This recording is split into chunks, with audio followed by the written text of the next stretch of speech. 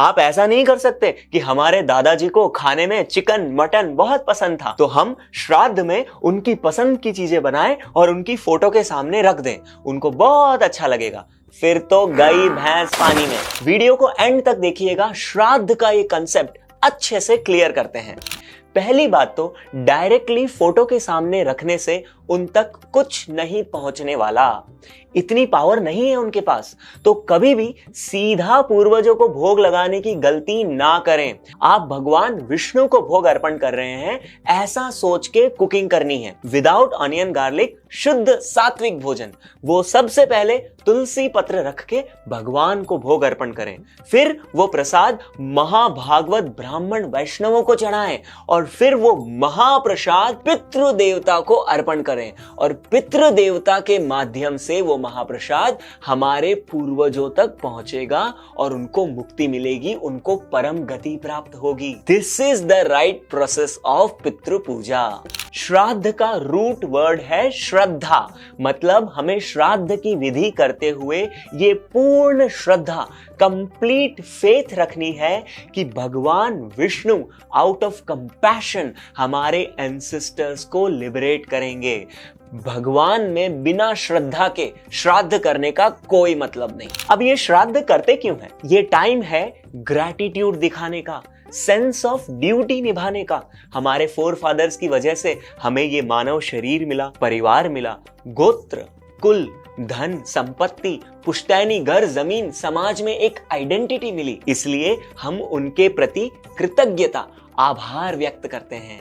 And our forefathers में be suffering in hell, या हो सकता है उनको शरीर ही ना मिला हो और उनकी आत्मा भटक रही हो और अब वे खुद ऐसी सिचुएशन में नहीं है कि अपने आप की मदद कर पाए। So you being their descendant अपना कर्तव्य निभाइए and help them in getting liberated. And Vedas के कर्म कांडा पोर्शन एक्सप्लेन्स पितृ पूजा करने से you get good food, good life, good health, good children etcetera. आपको पितृ दोष से भी मुक्ति मिलती है and above all you become eligible to take birth in a Vaishnava family. Even Lord Ram performed Shraddha of Dashrath Maharaj at Chitrakoot. Lord Chaitanya Mahaprabhu performed Shraddha of his father in Gaya. तो ये पितृ तर्पण 4 तरह के होते हैं। पहला, person की डेथ के 10 से 12 दिन के बाद जो तर्पण किया जाता है।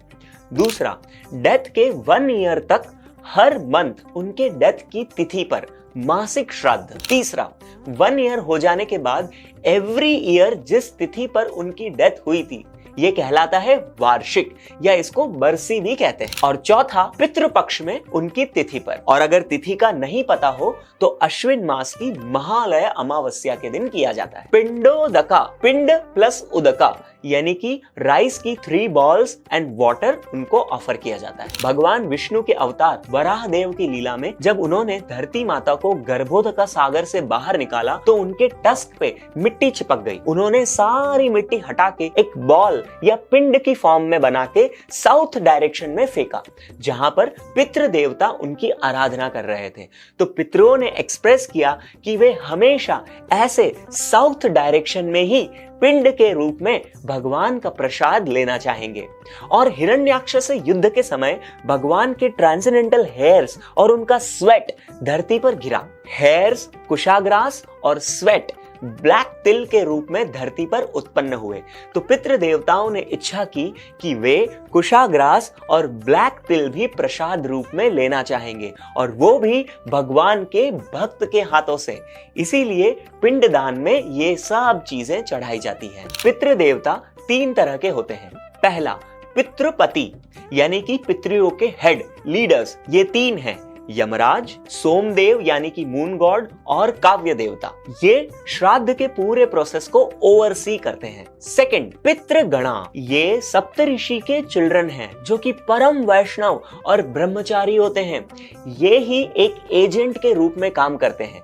जब हम श्राद्ध में क्वालिफाइड ब्राह्मण वैष्णवों को प्रसाद खिलाते हैं तो ये पितृगणा सटल फॉर्म में लाइफ एयर के थ्रू उनके अंदर एंटर करके उनके हार्ट में मैनिफेस्ट होके हमारी ऑफरिंग्स एक्सेप्ट करते हैं और हमारे पितरों तक पहुंचाते हैं। और तीसरा, चिर पितृ जो इन पितृगणा को असिस्ट करते हैं। श्राद्ध या पितृपक्ष कहलाता है भाद्रपद मास की पूर्णिमा से अश्विन मास की अमावस्या तक। इसी टाइम में यमराज हमारे पितरों को ऑफरिंग्स एक्सेप्ट करने के लिए अलाउ करते हैं। श्राद्ध को दिन के कुतप काल में किया जाता है, यानी कि जब सूर्य का ताप सबसे तेज हो तब, यानी कि दिन में।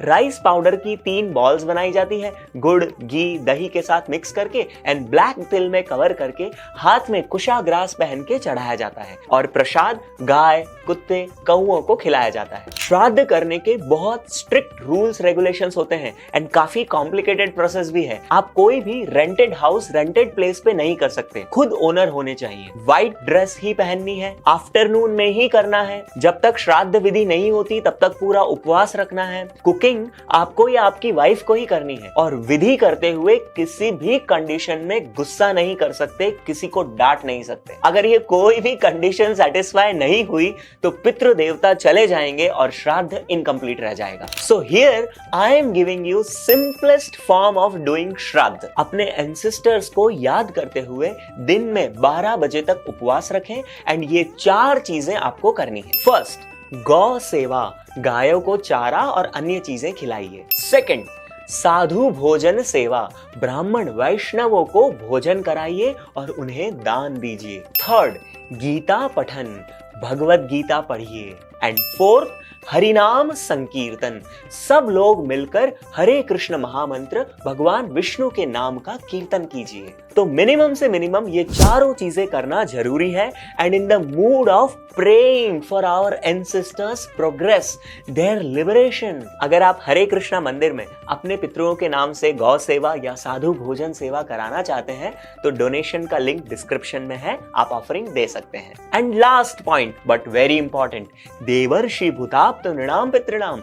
अगर कोई भगवान कृष्ण के चरणों में पूरी तरह से शरण ले लेता है तो ऐसे डिवोटी के लिए ये श्राद्ध की कोई भी विधि करना ऑब्लिगेटरी या कंपलसरी नहीं है। कुछ भी जरूरी नहीं रह जाता। न किंकरो नायम ऋणी च राजन, वो ऋणी नहीं है क्योंकि भगवान की सेवा में कंप्लीट सरेंडर करने मात्र से एक भक्त के पितरों को मुक्ति मिल जाती है। सर्वात्मना यह शरणम शरण्यम।